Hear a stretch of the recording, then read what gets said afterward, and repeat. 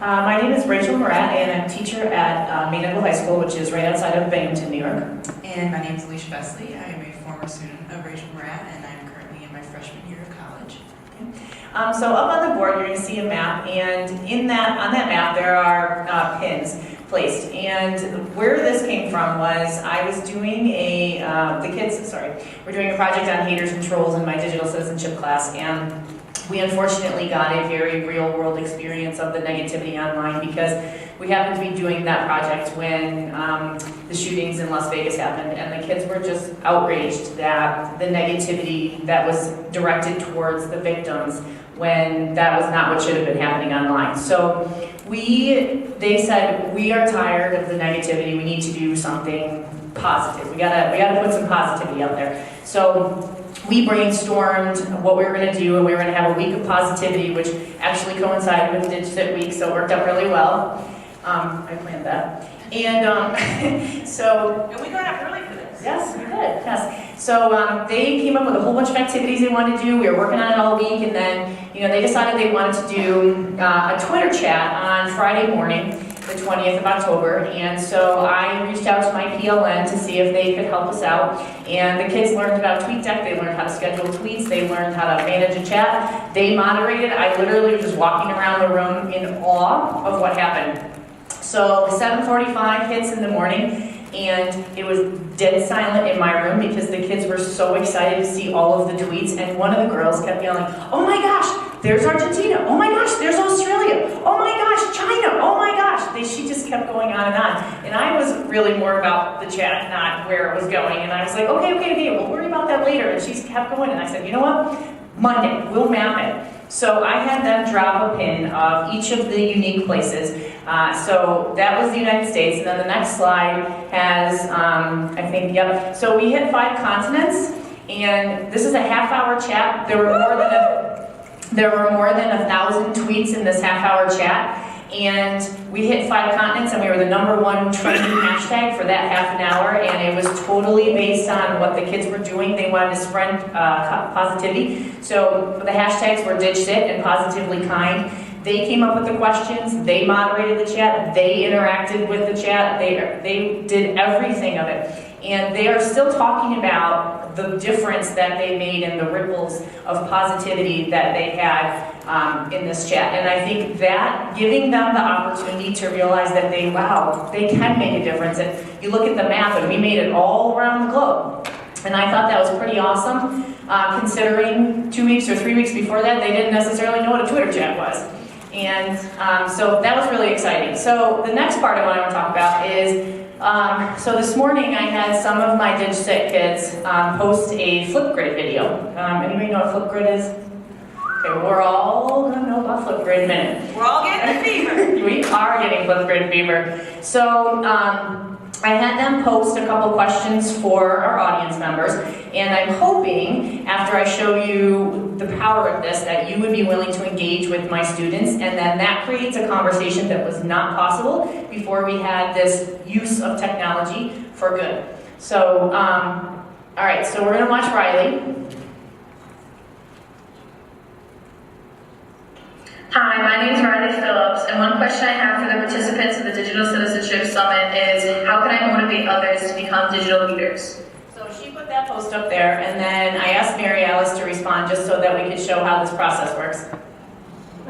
Hey, it's Mary Alice, and we're at the DigCitSummit in Utah. Yeah, we got Jamie Donnelly. Carmen, you want to say hi? And we think, to answer that question, Riley, you are already doing it. You are doing it in your classroom every single day. You are a leader.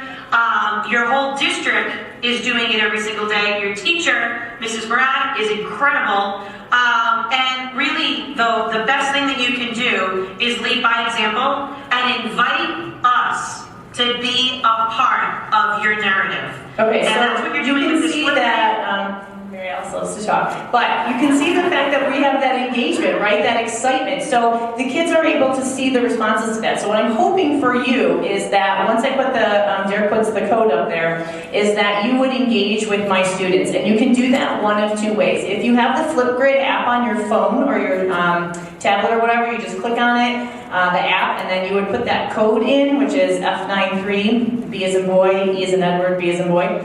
Or you go to flipgrid.com and you put that code in, and it's really easy to respond to any of them. If you want to ask questions to them, then I can have them answer back on Monday. And it's just an amazing way to get their learning beyond our classroom and to engage with people that they did not have the ability to do that with before. So We brought a Flipgrid tent tent. that we will put up, so don't worry about if you don't have the code or not. We'll man it. And we also we started a Flipgrid as well for Scotland and our Spy Quest. So we'll man the Flipgrid fever today. And Flipgrid is something that's free, it's extremely easy to use, and it's something that really, it makes a difference in the classroom, and it allows conversations that haven't been happening before. Alicia, can you take 30 seconds and tell them about Positively Social? Sure. So Positively Social was a documentary that we made in our digital citizenship class, and we wanted to make our own representation because out there on everything that we saw with technology was super negative, and it really revolved around the negativity of social media and how it can fall into that trap. And we were like, well, let's change that. So we delved into Positively Social and talked about how our classroom experience with Mrs. Murat, and it was really cool to see how everyone had their own take on it and perspective. As you went through, you could tell that each student did their own projects, and each project that we did provided more freedom than you really see, because in other classrooms we'd have a set syllabus, and with the criteria you usually stayed through that and had very little room for freedom. But with everything we did, we chose platforms, we had freedom, and any platform we wanted to do, you just had to change it for the next time, but it was different per person. So everyone had their own experience. And it's 12 minutes on YouTube. You can look it up as Positively Social. And we're showing it at 2 of the community events, 2 of the Use Tech for Good events today. Yes, we are. And so yeah, we basically went through, and it talks a little bit about Mrs. Murat, and we talked about our own digital citizenship summit that we did at our school, and me and another student would talked about that. And yeah, it was really, really cool, and it really conveyed the positive aspects of social media and totally brought it into the light rather than how it's hard on teenagers, but it really showed that when we bring it into education, it's super, super awesome. Do you want to talk about the TEDx talk that you did? What the point of social media for you was? So I'll give him a shout out too. I talked about it a little bit last night, but my other a friend of mine, Casey, who also did his speech, he did it on how he used branding and everything with his brand for social media, and how he's a writer, and he's 17 now, and that's awesome. He's my own inspiration. And I also talked about how the LGBTQ community, specifically for myself, is something that I sourced through social media at a very young age. And I think in previous generations, I've talked to friends of mine that are older, and they've approached it with a really negative, like, hey, I'm really sorry you're going through this. And I wanted to look at them and be like, this is awesome, this is great, this is nothing to apologize for, this is really awesome. And when you can outsource in parts of the world that you've never even been to, there are people that go through the same exact experiences that you are, and you're not alone. And I think that in itself is beautiful.